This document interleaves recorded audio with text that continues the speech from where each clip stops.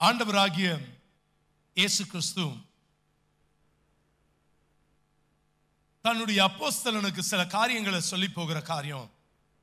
ஏன் இந்த நாள்ல இந்த காரியத்தை சொல்லி நமக்கு ஸ்டிப்புலேட்டட் டைம்ல நம்ம முடிக்க கர்த்தர் கிருபை தருவாராக. 7 வார்த்தை சொல்லியாச்சு, முடிஞ்சு போச்சு. சடங்காச்சாரங்கள் இல்லை. திஸ் இஸ் நாட் நம்ம ஏதோ ஒரு காரியம் 7 வார்த்தையை தியானிச்சாச்சு, ஒரு கீரஸ் இல்லை கீரஸ் சாப்பாடு இல்லை கஞ்சி குடிச்சாச்சுன்ற கதை இல்லை. இதற்கு பிறகு வருகிற அவலங்கள், இதற்கு பிறகு நடக்கக்கூடிய காரியங்கள் தேவன் அதனால தான் இதை சொல்லாமலே விட்டுருக்கலாம். ஆதியில் நடப்பதற்கு முன்பாக சில காரியங்கள், உலகம் தோன்றுவதற்கு முன்பாக எப்படியெல்லாம் நடந்துச்சு மோசையை வச்சு எழுத வச்சிட்டார் ஆண்டவர். ஆனா இனிமே நடக்க போகிற காரியங்கள், இனி பயங்கரங்கள் நடக்க போகிறது. அதை என்ன பண்ணுகிறார்னா, எப்படியாவது இந்த ஆத்துமாக்கள் திருந்தி வந்துட மாட்டாங்களா, இவ்வளவு பெரிய கோரமான சம்பவங்கள் இனி உலகத்தில் நடக்க போகுது. ஆனா உங்களுக்காக எல்லா விதத்திலையும் நான் என்ன பண்ணிட்டேன், சகிக்க வேண்டியது எல்லாவற்றையும் நான் சகிச்சிட்டேன். ஆனா இன்னமும் நான் நம்முடைய வாழ்க்கையில சில காரியங்கள்ல ஆண்டவர் நமக்கு கற்றுக் கொடுக்கும்படியாகத்தான் இந்த வெளிப்படுத்தின விசேஷத்தை தன்னுடைய ஆக்கியோனுக்கு, தன்னுடைய சீஷனுக்கு, தன்னுடைய அன்பா இருந்த தன்னுடைய சீஷனுக்கு தேவன் வெளிப்படுத்துகிறத வேதத்தில் வாசிக்கும் பொழுது வாசிக்கிறோம். ஆண்டவருடைய நாமம் மகிமைப்படுவதாக. எல்லா நிலைகளில் நீங்க வாசித்து பார்க்கும் போது 9ஆம் அதிகாரம் வெளிப்படுத்தின விசேஷம் 9ஆம் அதிகாரத்தை நீங்க வாசித்து பார்க்கும் பொழுது 13ஆம் வசனம் தொடங்கி நாம் தியானித்தோம். சில காரியங்களை முதல் 2 வசனங்களை தியானித்தோம். வாசிக்கலாம். 9ஆம் அதிகாரம் 13வது வேத வசனம். ஆறாம் தூதன் எக்காளம் ஊதினான். அப்பொழுது தேவனுக்கு முன்பாக இருந்த பொற்பீடத்தின் 4 கொம்புகளிலும் இருந்து ஒரு சத்தம் தோன்றி, பொற்பீடத்தின் 4 கொம்புகளிலிருந்து ஒரு சத்தம் தோன்றி என்று சொல்லி அந்த பகுதிகளை வாசிக்கிறோம். முதல் வசனம் நமக்கு சுட்டி காட்டுகிற காரியம் என்ன? பொற்பீடம், 4 கொம்புகள், சத்தம். கவனிக்கலாம், ஒவ்வொன்றையும் நம்ம தியானிச்சோம். ஏன்னா பொற்பீடம்னா என்ன? அவருடைய தூப பீடம். நம்ம செய்கிற விண்ணப்பங்கள் எங்க வருது? அவருடைய அந்த தூப பீடத்துக்கு வருது. அந்த தூப பீடத்திலிருந்து வருகிற வாசனைய யார் முகருகிறார்? தேவன் முகருகிறார் என்பதை உங்களுக்கு சொல்லிக் கொடுக்கிற காரியம். கர்த்தர் மோசேக்கு சொல்லும் போது அந்த வார்த்தையை உங்களுக்கு எக்ஸ்பிளைன் பண்ண கர்த்தர் கிருபை கொடுத்தார். தயவு செய்து போன சண்டே மெசேஜை மறுபடியும் கேளுங்க. பல ஆழ்ந்த, அதாவது கருகலான சத்தியங்கள் அதுல காணப்படுகிறது. அது உங்களுடைய ஆவிக்குரிய வாழ்க்கைக்கு பெரிய ஆசீர்வாதங்களை கொண்டு வரும். தூப கரண்டியில அந்த தூப வர்க்கங்களை வைத்து அந்த தூப பீடத்துல பொற்பீடத்துல போடும் பொழுது அதுல வருகிற வாசனையை கர்த்தர் என்ன பண்ணாரா முகந்தார்ந்த வேதத்துல வாசிக்கிறோம்.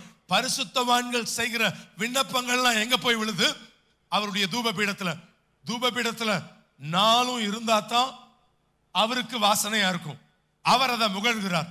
நான் ஏதோ ஒரு காரியத்தை செய்யற காரியம் அங்க இருக்க போறது இல்லை. தூப பீடத்துல 4 காரியம் இருக்கும். நம்ம பார்க்கும்போது பார்த்தோம்.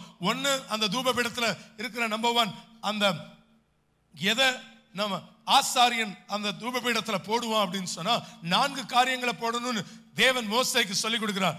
வெள்ளைப்போளம், 2வது காரியம் குங்குளியம், 3வது காரியம் அல்பான் பெசன், 4வது காரியம் சாம்பிராணி. இந்த 4த்தையும் போடுவான். 4க்கும் 4 விதமான ஆவிக்குரிய அர்த்தங்கள் இருக்கிறது என்பதை நாம் தியானிக்க கர்த்தர் கிருபை கொடுத்தார். What is number 1? முதலாவது என்ன? வெள்ளைப்போளம். வெள்ளைப்போளம் என்ன பண்ணுது? ஒரு கூரிய கத்தியை வைத்து அதனுடைய மரத்தை குத்தி அதை அப்படியே கிழிக்கும் போது அதுல வடுகிற அந்த பிசன், அதை தான் முதல்ல இதுல சேர்க்கிறாங்க. இந்த அந்த தூப பீடத்துல போடுகிற காரியங்கள்ல முதலாவது சேர்க்கப்படுகிற காரியம். அது எதை நமக்கு காண்பிக்கிறது? இருதயம் குத்தப்பட்டு நம்ம வடிக்கிற கண்ணீர் அதுல போய் சேர்கிறது. எந்த காரியத்துக்காக அழுது விண்ணப்பிக்கிறோமோ, எந்த காரியத்துக்காக இருதயம் நொறுங்கி கர்த்தருடைய பாதத்துல செபிக்கிறோமோ, அது எங்க விழுது? முதலாவது காரியம் அவருடைய பீடத்துக்குள்ள கடந்து போகுது. What is number 2? 2வது காரியம் என்ன? அதுல சேர்க்கப்படுகிறது குங்குளியம். அது ஒரு வாசனை சிப்பி, கடல்கள்ல இருந்து எடுக்கப்படுகிற ஒரு விதமான வாசனை சிப்பி. அதை என்ன பண்ணுவாங்கன்னா அதை தூளா பவுடர் ஆக்கி என்ன பண்ணுகிறாங்க, அதுல கலக்கப்படுகிற 2வது காரியம். கடினமா சிப்பினா எப்படி இருக்கும்?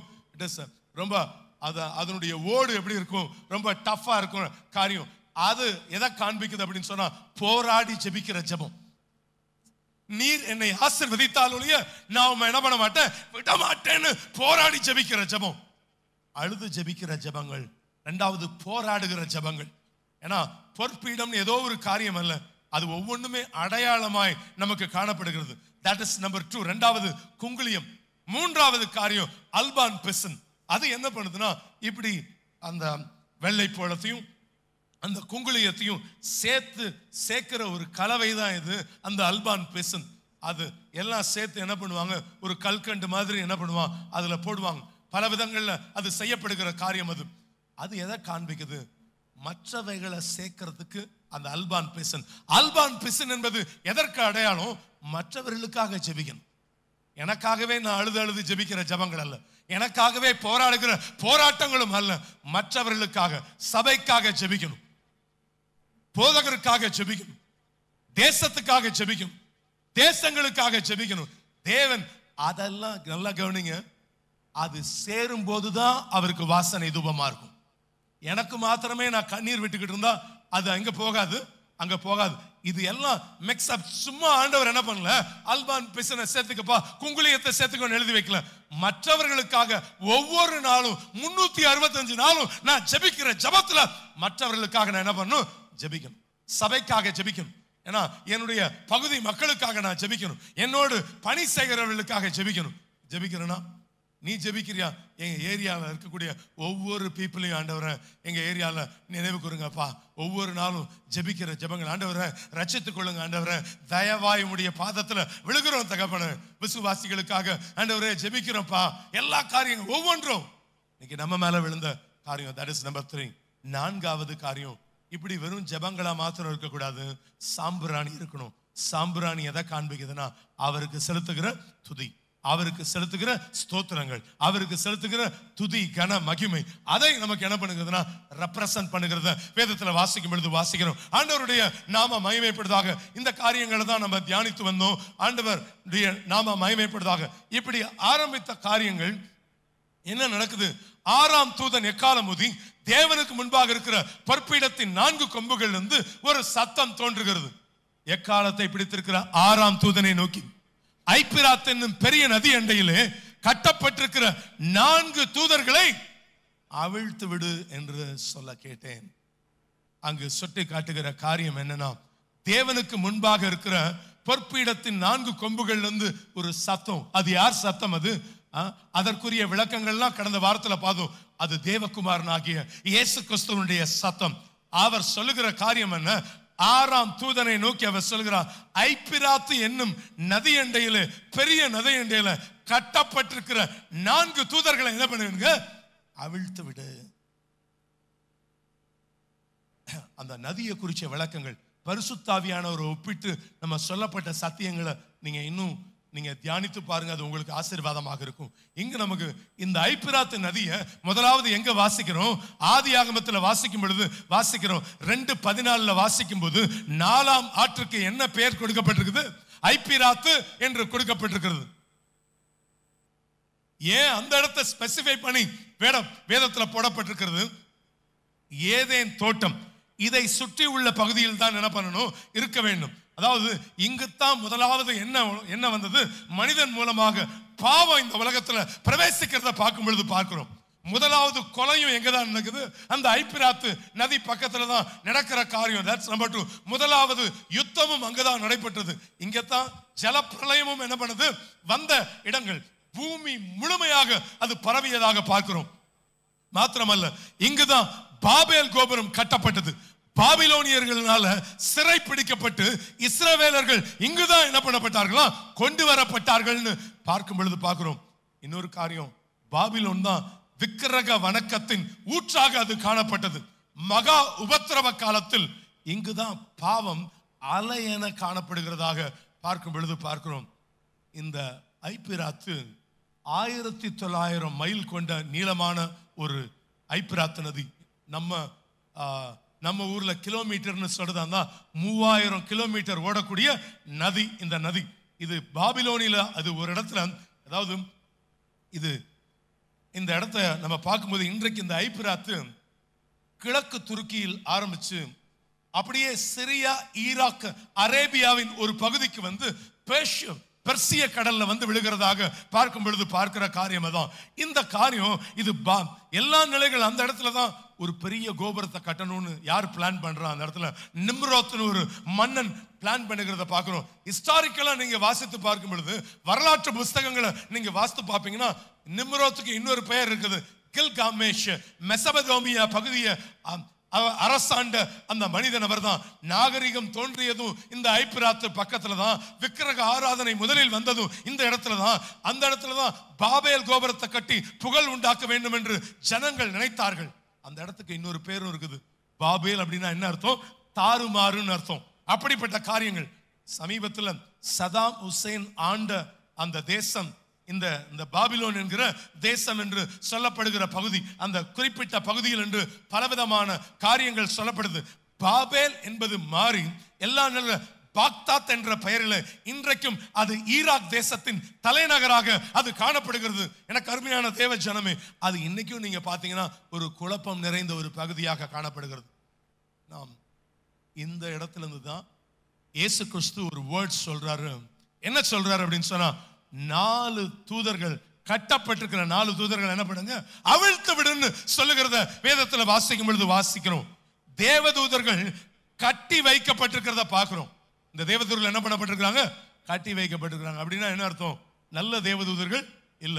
அவங்க எப்படிப்பட்ட தேவதூதர்கள்? கெட்ட தேவதூதர்கள். அதனால தான் என்ன பண்ணி வைக்கப்பட்டிருக்காங்க. அதாவது ஒரு சீசனுக்கு ஆண்டவர் அவங்களை வச்சிருக்கிறார். ஆண்டவர் பயங்கரமான காரியத்துக்காக அவங்களை என்ன பண்ணிருக்கிறாருன்னா, அங்க விழுந்த தேவதூதர்கள்ல பொல்லாத கொலை வெறி உள்ள தேவதூதர்கள் அவர்கள்.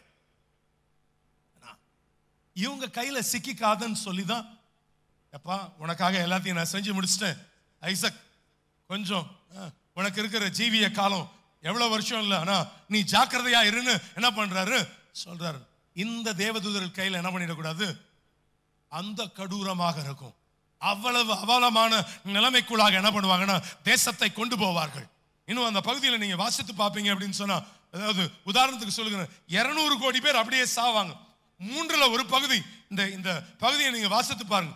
உலகத்தின் 3 பகுதிகளில் 600 கோடி மக்கள்னு வச்சுக்கோங்க. 3ல் 1 பகுதினா எத்தனை, எவ்வளவு கோடி? 200 கோடி. 600 கோடியில் 200 கோடி மக்களை கொன்னு குவிப்பாங்க. புதைக்கிறதுக்கு இடம் இருக்காது. செத்தாலும், அதாவது அவ்வளவு சித்திரவதைகளை அனுபவிச்சு புதைக்கிறதுக்கு அந்த நாத்தத்துல தான் வாழணும். இப்போ இருந்த நமக்கு இந்த கொரோனால நடந்த காரியமே நிறைய பேர் சில தேசத்துல என்ன பண்ணல, எவ்வளவு மொத்தமா குழியில போட்டு அதெல்லாம் நமக்கு என்னன்னா அடையாளங்களாக கர்த்தர் காண்பிக்கிறார். ஜாக்கிரதையா இருங்க சகோதரியே, ஜாக்கிரதையா இரு சகோதரா, ஜாக்கிரதையா இரு தாயே, தகப்பனே. சிலுவை இன்றைக்கு உங்களுக்கு இரக்கம் செய்து கொண்டிருக்கிறது. சிலுவை இன்றைக்கு உங்களுக்கு எனக்கும் பரிந்து பேசிக் கொண்டிருக்கிறது. ஜாக்கிரதை அப்படின்னு ஆண்டவர் நமக்கு சுட்டி காட்டுகிற காரியம் அதுதான். Be careful. ஆண்டவர் சொல்லுகிற காரியம் எல்லா நிலைகள்ல.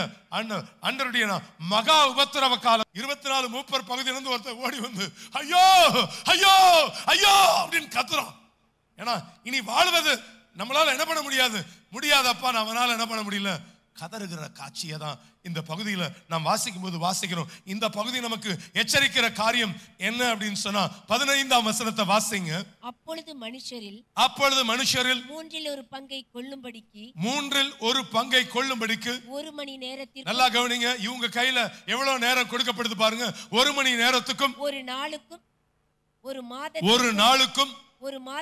மாதத்துக்கும், ஒரு வருஷத்துக்கும் ஆயத்தமாக்கப்பட்டிருந்த அந்த 4 தூதர்களும் அவிழ்த்து விடப்பட்டார்கள். அந்த 4 தூதர்களும் அவிழ்த்து விடப்பட்டார்கள். அதாவது இந்த பகுதியை நீங்க வாசித்து 1 மணி நேரம், 1 நாள், 1 மாதம், 1 வருஷம். ஜூவிஷ் கேலண்டரை நீங்க வாசித்து பார்ப்பீங்க அப்படின்னு சொன்னா எப்படி சொல்லப்பட்டிருக்கணும், எல்லாத்துக்குமே 30 days. இதை நீங்க எடுத்துக்கிட்டீங்க அப்படின்னா 391 நாள் அப்படின்னு அர்த்தம். ஒரு நாள் 391 நாள் 1 மணி நேரம்னு வச்சுக்கலாம். அவங்களதுல எல்லாமே 30 days அப்படி நீங்க எடுத்தீங்கன்னா 360 நாள். அதற்கு பிறகு என்ன சொல்லப்படுது, ஒரு மாதமும் கொடுக்கப்படுகிறது. 391 நாள். 391 நாள் வச்சு செய்வாங்கன்னு சொல்லுவாங்க பாத்தீங்களா, அப்படி செய்வாங்க. இந்த 4 தூதர்கள் கையில என்ன யார் இருக்குது? இந்த முழு உலகம் காணப்படுகிறத வேதத்துல வாசிக்கும் பொழுது வாசிக்கிற காரியம் அதுதான். இந்த 4 தூதர்கள் அவிழ்த்து விட்டவுடன் தங்கள் கொலை வெறியை காண்பிக்கிறார்கள். ஏன்னா ஏற்கனவே நல்லா கவனிங்க, ஏற்கனவே அந்த கிறிஸ்துவின் ஆட்சியில் ஒவ்வொரு முத்திரைகளாக உடைக்கப்படும் போது அநேகர் என்ன பண்ணாங்கன்னா மரித்தார்கள் உபத்திரவ காலத்துல. அதற்கு பின்பு 5ஆம் தூதன் எக்காலம் ஊதும் போது அநேகர் மரித்தார்கள்.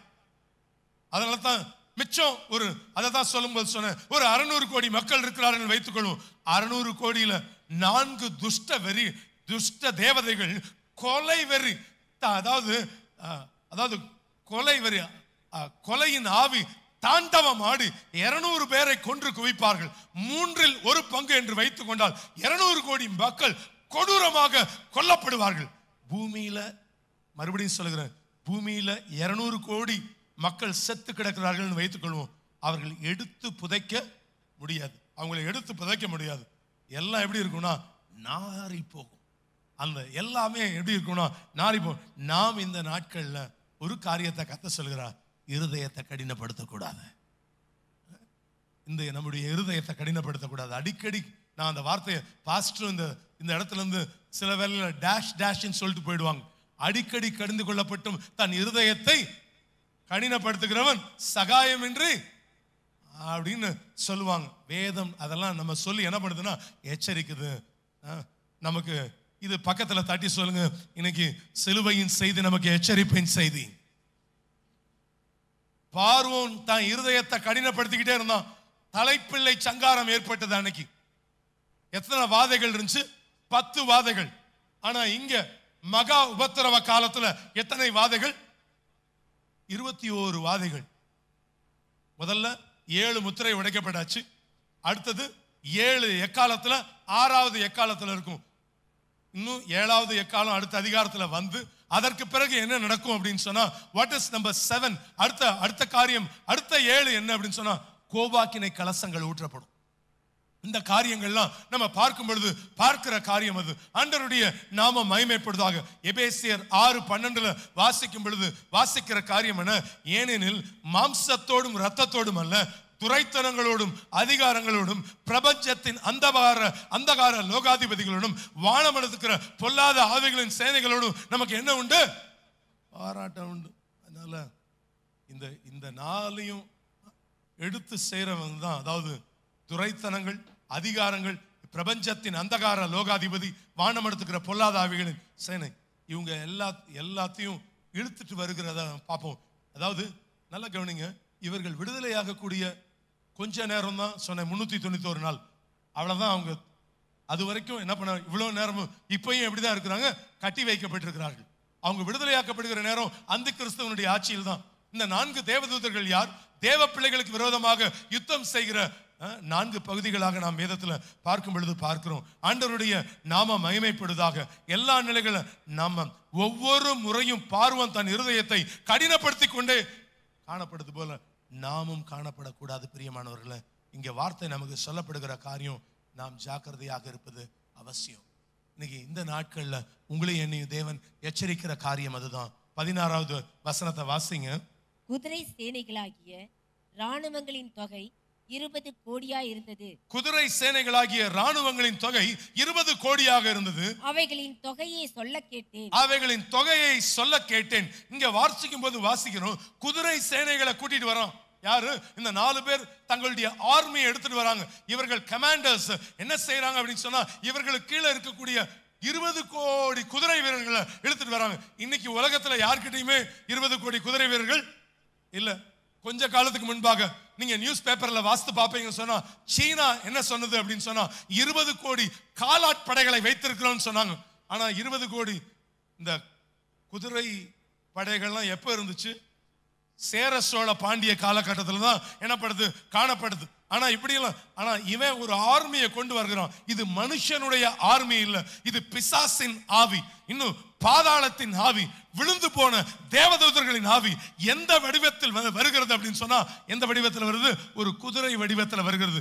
20 கோடி அசுத்த ஆவி பிசாசுகள் என்ன பண்ணுதுன்னா வந்து என்ன பண்ணுனா, இந்த உலகத்தை ஒரு கலக்கும். 390, அதாவது 91 நாள் இவங்க கையில என்ன பண்ணுவாங்கன்னா ஜனங்க அல்லோல் படுகிறத பாக்குறோம். இவங்க என்ன செய்யறாங்கன்றத பாருங்க பாப்போம். அடுத்த வசனத்தை வாசிங்க.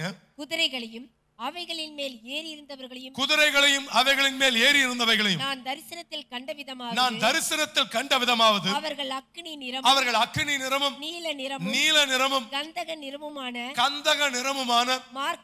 கவசங்களை உடையவர்களாய் இருந்தார்கள். குதிரையினுடைய தலைகள் சிங்கங்களின் தலைகளைப் போல் இருந்தன. குதிரைகளினுடைய தலைகள் சிங்கங்களின் தலைகளைப் போல் இருந்தன.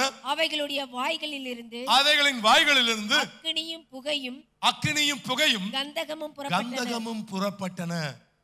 அக்கினி, இங்க அக்கினி நிறம் என்ன நிறம்? அது சிவப்பு நிறம். அக்கினி ஜுவாலை என்ன நிறம்? அது மேல ஃப்ளேம் வரும்போது என்ன கலர் வரும்? நீல நிறத்துல அது வரும். That is number 2. மூணாவது கந்தக நிறம்ன்றது என்ன? பழுப்பு நிறம், மஞ்சள் நிறம். இது மூன்றுமே பாதாளத்தின் நிறங்கள். இந்த பாதாளத்தை பற்றி சொல்லும்போது அக்கினியும் கந்தகமும் நிறைந்த கடல்னு சொல்லப்படுகிறது. இந்த இடத்துல அங்க தப்புனா இங்க செத்துட்டோம் அப்படின்னா அதற்கு பிறகு எங்கதான் போகிற காரியம் என்ன? அக்கினி கடல்ல.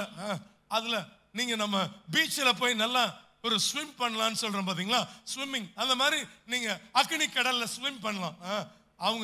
அவங்கள நம்ம இந்த குட்டி பசங்களை தூக்கி போட்டு விளையாடுவாங்க. எல்லா நிலைகளும் அப்படி விளையாடுவாங்க. நம்ம கூட விளையாடுறதுக்கு நிறைய பேர் இருப்பாங்க அந்த இடத்துல. ஐயோ, எக்ஸலண்டான தேவதூதர்கள் அங்க இருப்பாங்க அந்த இடத்துல, கட்டவிழ்க்கப்பட்ட தேவதூதர்கள். அப்படி நீங்க சில இடத்துல அப்படி ஏர்ல பாயிறதெல்லாம் ரொம்ப சந்தோஷப்படுவோம். அவங்க நல்லாவே போடுவாங்க உங்களை. அப்படி அந்த பால் எரியும் போது அவங்க விளையாட செத்துலாம் நினைச்சா கூட என்ன பண்ண முடியாது, சாவ முடியாது. அவ்வளவு காரியம், அவ்வளவு கொடூரமான சூழ்நிலைகள். அதனால தான் சொல்லுகிற காரியம், எல்லா நிலைகள்ல மனுஷகுமாரன் அந்த உலகத்துல வந்து எனக்காக எல்லா பாடுகளையும் படணும்ன்றது அவருக்கு தெரியும். ஆனாலும் முடியல. இயேசு கிறிஸ்துவால முடியாம தான் பிதாவை நோக்கி கேட்கிறான், என் தேவனே ஏன் என்ன கைவிட்டு? அவ்வளவையும் கிழித்தறியப்படுகிறார். உச்சம் தலை முதல் உள்ளங்கால் வரைக்கும் கிழித்தறியப்படுகிறார். பிதாவும் ஏன் அதெல்லாம் சகிச்சாருன்னா இந்த ஆத்துமா வேணும்ன்றதுக்காக. இந்த ஆத்துமா எப்படியாவது என்ன பண்ணிடக்கூடாது, வீணா போயிடக்கூடாது என்பதற்காக தான் மகன் அந்த அவலத்தையும் படட்டும். அந்த பரிசுத்த ரத்தம் தான் ஐசக்கு கொண்டு போய் எங்க சேர்க்கும்? பரலோகத்தில் சேர்க்கும் என்பதை அவர் நன்கு அறிந்தவராக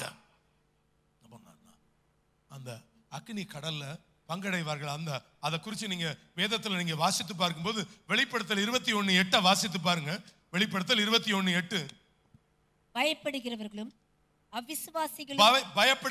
அவிசுவாசிகளும் அருவருப்பானவர்களும் கொலைபாதகரும் விபச்சாரக்காரரும் சூனியக்காரரும் விக்கிர ஆராதனைக்காரரும் பொய்யர் அனைவரும் இரண்டாம் மரணமாகிய அக்கினியும் கந்தகமும் எரிகிற கடலிலே பங்கடைவார்கள் என்றார். இந்த கடலுக்கு பேர் என்னங்க? மெரினா பீச் இல்ல.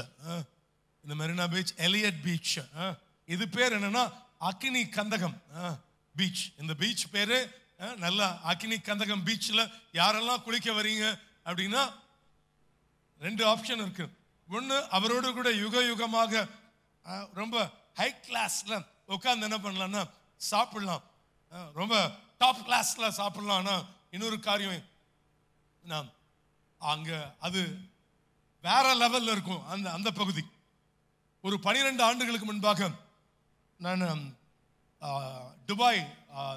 15 ஆண்டுகளுக்கு முன்பாக துபாய்க்கு போயிருந்த பொழுது 2 தடவை போயிருக்கிறேன். அதுல உள்ள போயிருந்த பொழுது அங்க ஒரு 7 ஸ்டார் ஹோட்டல் இருக்கிறதுலே one of the best hotels. அதற்குள்ள போயாச்சு. புர்ஜ் அல் அராப் அப்படின்னு சொல்லப்படுகிற ஒரு ஹோட்டல். உள்ளுக்குள்ள போனீங்கனாலே அதாவது 7 ஸ்டாருக்கு அடையாளமா 7 தங்கத்திலேயே 7 தூண் வச்சிருக்கிறோம். 7 தூண் வச்சிருக்கிறாங்க. வேற லெவல். அந்த நான் போன சர்ச்சுடைய விசுவாசி அந்த ஹோட்டல்ல வேலை செய்யறதுனால என்னை கூட்டு போயிட்டார் உள்ள.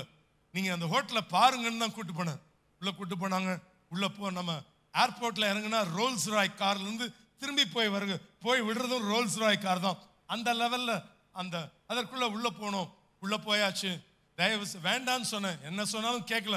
தயவு செய்து என்னையும் ஈவாவையும் இல்லை, நீங்க இவ்வளவு தூரம் வந்துட்டீங்க, ஒரு காஃபியாவது குடிக்கலைன்னா நல்லா இருக்காது, ஒரே ஒரு காஃபி குடிங்க அப்படின்னாங்க. ரைட்டா? ஆனா அதுக்கு நம்ம சில ஸ்டாண்டர்டான ஷாப்ல போய் குடிச்சாலும் அது எல்லாமே போட்டு கரெக்டான ஒரு டிகாஷன்ல லெவல் இருக்கும். இது எல்லாமே தனித்தனியா வந்துச்சு. பால் தனியா 4 விதமான சர்க்கரைகள்லாம் இருந்துச்சு, 4-5 விதமான சர்க்கரைகள்லாம் இருந்துச்சு. அப்புறம் பால்லையே 2 விதமான பால் வச்சிருந்தாங்க. அதாவது ஃபேட் அந்த லெவல்ல 2 விதமான பால் இருந்துச்சு. டிகாஷன் எல்லாமே இருந்துச்சு. எல்லாம் போட்டு அதுக்கு துணைக்கு 2 பிஸ்கெட்டும் இருந்துச்சு அதுல. ஆனா போட்டு பில்லு வந்துச்சு. நான் அதெல்லாம் இல்லை, நான் கொடுத்துட்றேன்னு கொடுத்தேன். சும்மாவாவது நான் பார்த்துக்கிறேன் பில்லுன்னு. ஒரே ஒரு காஃபி 11,000 ரூபாய் சாப்பிட்டோம். That's 1 coffee is 11,000 rupees. ஏன்னா நான் ஏன் சொல்ல வரேன்னா, இந்த ஊர்லயே இந்த ஸ்டாண்டர்ட்ல இருக்குன்னு சொன்னா நான் போய் எங்க உட்கார போறேன்? இயேசு கிறிஸ்துவோடு கூட பேங்க்வெட் டேபிள்ல 7 வருஷம் விருந்துல உட்கார்ந்தேன் அப்படின்னு சொன்னா இங்க அவ்வளவு பாடுகள் இருக்கும். ஆனா அங்க வேற லெவல்ல மணவாளன் ஆகிய இயேசு கிறிஸ்துவோடு விருந்துல உட்கார்ந்துருப்போம். இப்போ ஒரு பெரிய வீட்டு கல்யாணம் நடந்துகிட்டு இருக்கு. எத்தனையோ மாசமா என்ன பண்ணிக்கிட்டு இருக்குது. அம்பானி வீட்டு கல்யாணமே இப்படி இருக்கும்னு சொன்னா, இது ராஜகுமாரன் ஆகிய மணவாளன் வீட்டு இல்ல மணவாட்டியா நான் அங்க போய் உட்கார்ந்து இருப்பேன்னு சொன்னா அது கொண்டாட்டம்ன்றவங்க எல்லாம் சத்தமா ஒரு அல்லேலூயா சொல்லுவோமா? அந்த இடத்துக்கு சொந்தக்காரனா மாறணும். 2 ஆப்ஷன் தாங்க. ஒண்ணு அவர் கூட உட்கார்ந்து சாப்பிட்டுக்கிட்டு இருக்கணும், இல்லைன்னா இங்க அக்னி கடல்ல ஸ்விம் பண்ணும். அக்னி பாதாள கடல், அக்னியும் கந்தகமும் இல்ல கடல் அது. அப்படியே அதாவது நம்ம பார்க்கலாம், டிசைனா எரிஞ்சுக்கிட்டு இருப்போம். டிசைனா எரிஞ்சிட்டு இருப்போம். திடீர்னு பார்த்தா பழுப்பு நிறமா வெளியில எல்லாருக்கும் தெரிஞ்சிட்டு இருப்போம். திடீர்னு அடுத்த ரவுண்ட் வரும்போது நீல கலர்ல வருவோம், அடுத்த ரவுண்ட்ல வரும்போது சிவப்பு கலர்ல வருவோம்.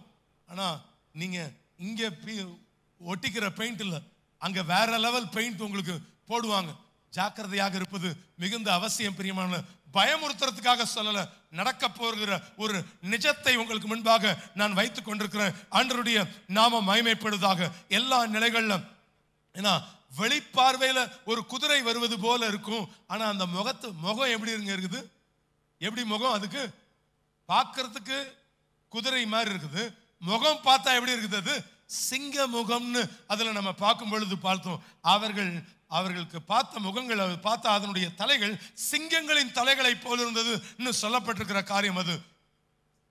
பிசாசானவனுக்கு கூட அவன் நம்ம என்ன சொல்லுகிறோம், அவன் எவனை விழுங்கலாமோ என்று எப்படி இருக்கிறானா வகை தேடி துரிகிற சிங்கத்தை போல இருக்கிறான் தான் வேதத்துல வாசிக்கும் பொழுது வாசிக்கிறோம். ஆண்டருடைய அது 20 கோடி, அதாவது சிங்க முகமுடைய ஒரு படையை தான் என்ன பண்ணுகிறான்னா கூட்டிட்டு வந்து பல காரியங்கள் செய்கிறத பார்க்கிறோம். இப்பொழுது உலகத்துல 20 கோடி படைகள் எங்கும் காணப்படல. இப்பொழுது எந்த தேசத்திலும் குதிரை படைகளும் இல்லை.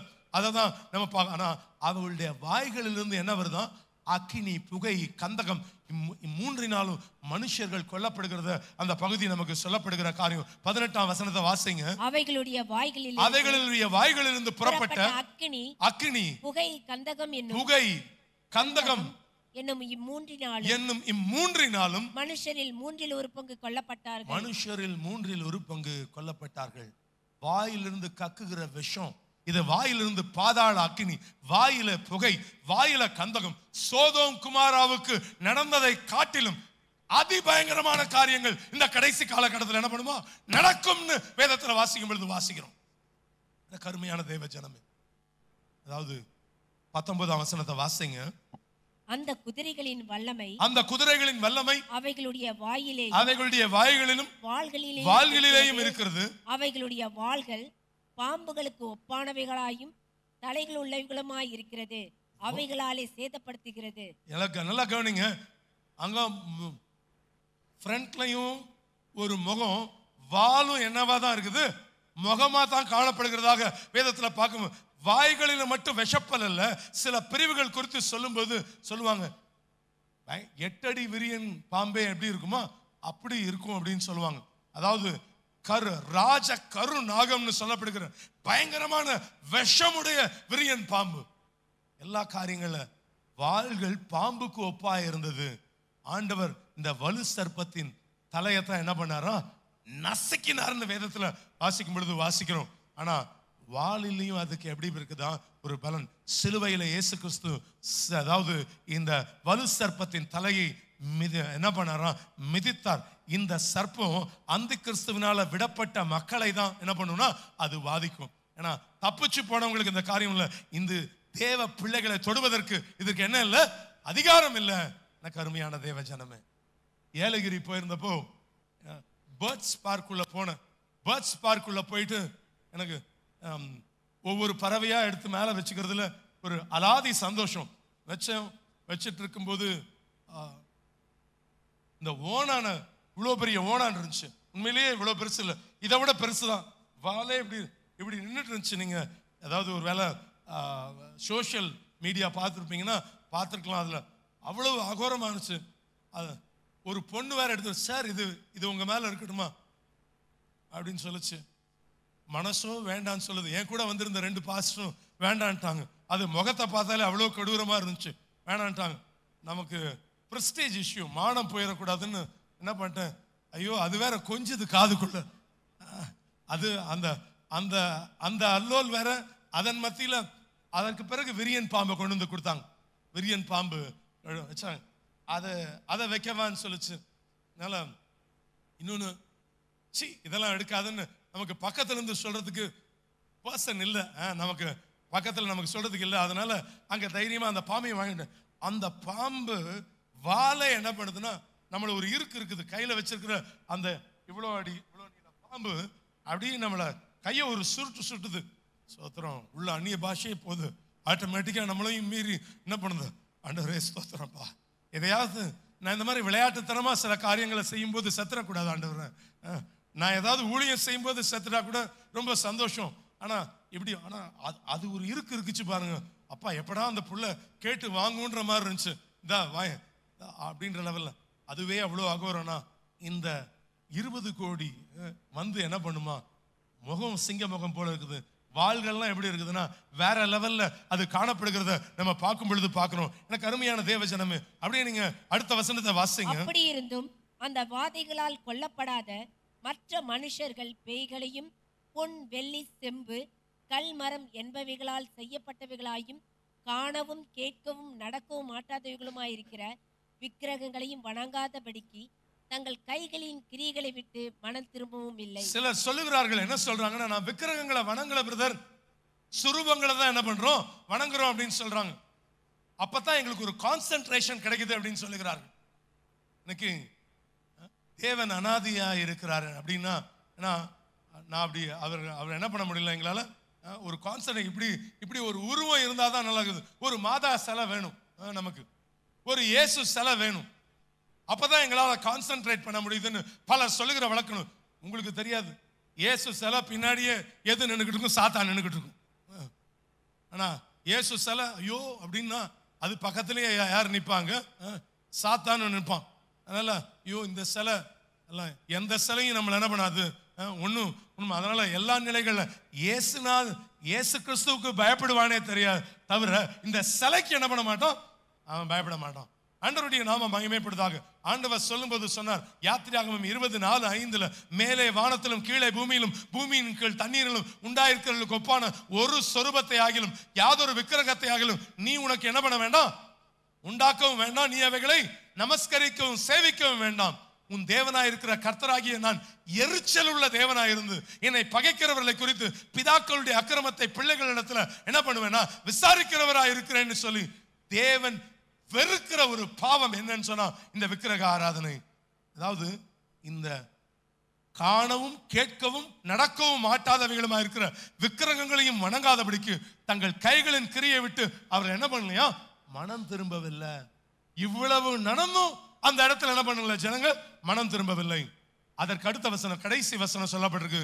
என்ன சொல்லப்பட்டிருக்கு, தங்கள் கொலைபாதகங்களையும் தங்கள் சூனியங்களையும் தங்கள் வேசித்தனங்களையும் தங்கள் களவுகளையும் விட்டு மனம் திரும்பவில்லை. தேவன் வெறுக்கிற முதல் பாவம் விக்கிரக ஆராதனை. இரண்டாவது பாவம் என்ன சொல்லப்படுது, கொலை பாதகம். மூன்றாவது என்ன சொல்லப்படுகிறது, சூனியம்.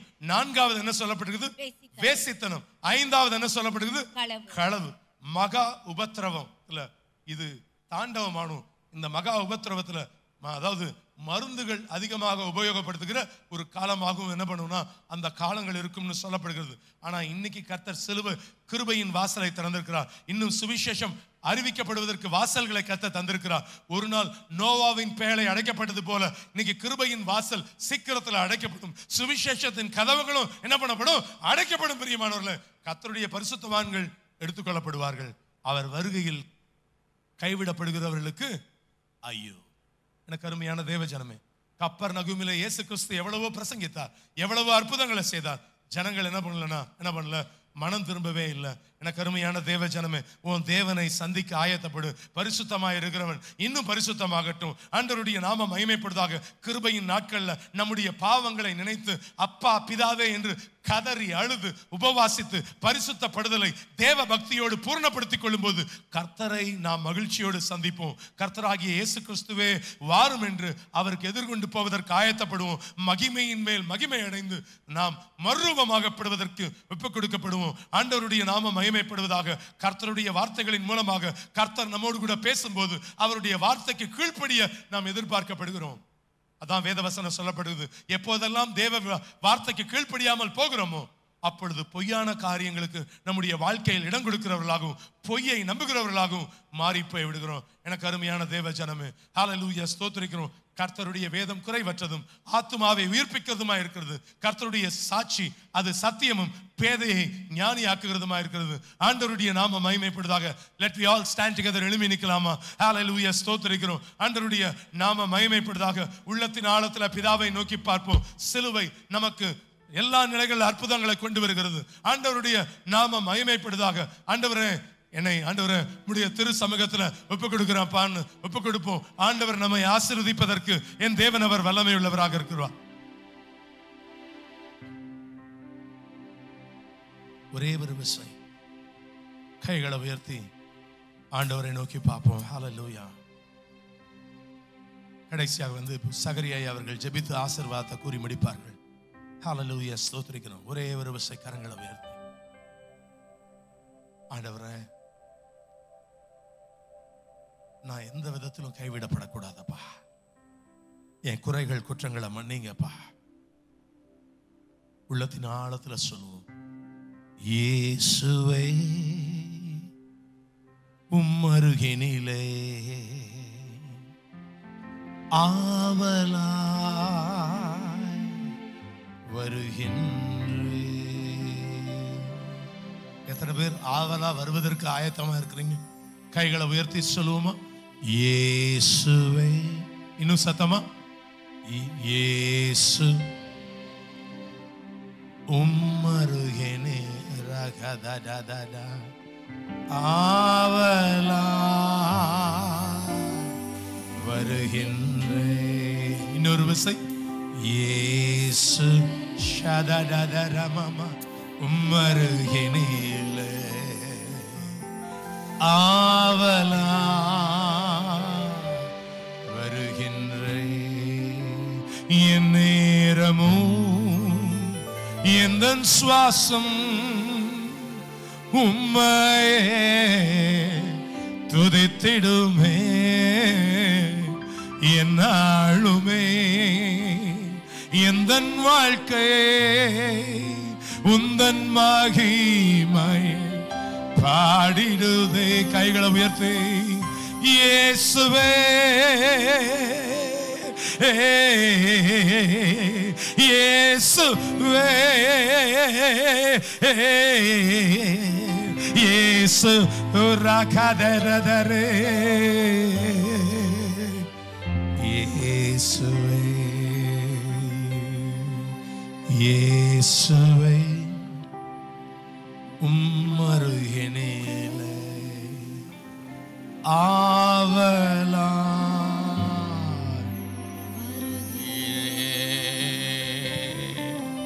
நல்ல வார்த்தைகளுக்காக எல்லா கரங்களை தட்டி கர்த்தருக்கு நன்றி சொல்லுவோம். ஹல்லேலூயா, ஹல்லேலூயா. இந்த வெளிப்படுத்துற விசேஷத்திலிருந்து இது 30வது வாரம் என்று நான் நினைக்கிறேன். 30 வாரமும் நமக்கு ஒரு நல்ல எச்சரிப்பின் செய்தியை கொடுத்திருக்கிறது. இயேசு வரப்போகிறார். கடைசி காலத்தில் வாழ்ந்து கொண்டிருக்கிறோம். அதனால் தான் இப்படிப்பட்ட செய்திகளை கர்த்தர் நமக்கு கர்த்தருடைய தாசன் மூலமாக கர்த்தர் கொடுத்து கொண்டு வருகிறார். இந்த 9வது அதிகாரத்தில் நாம் வாசிக்கிறோம். அங்கே 6ஆம் தூதன் எக்காலம் ஊதும் போது என்று சொல்லி கடந்த வாரத்தில் பார்த்தோம். அதை தொடர்ச்சியாக என்ன பார்க்கணும்னு சொன்னா, அங்கு 4 தூதர்கள் கட்டப்பட்டு இருக்கிறார்கள், கொலைவெறி பிடித்தவர்கள், அவிழ்த்து விடப்பட்டவர்களாக இருக்கிறார்கள். அதனுடைய காரியத்தை குறித்து நாம் பார்த்தோம்.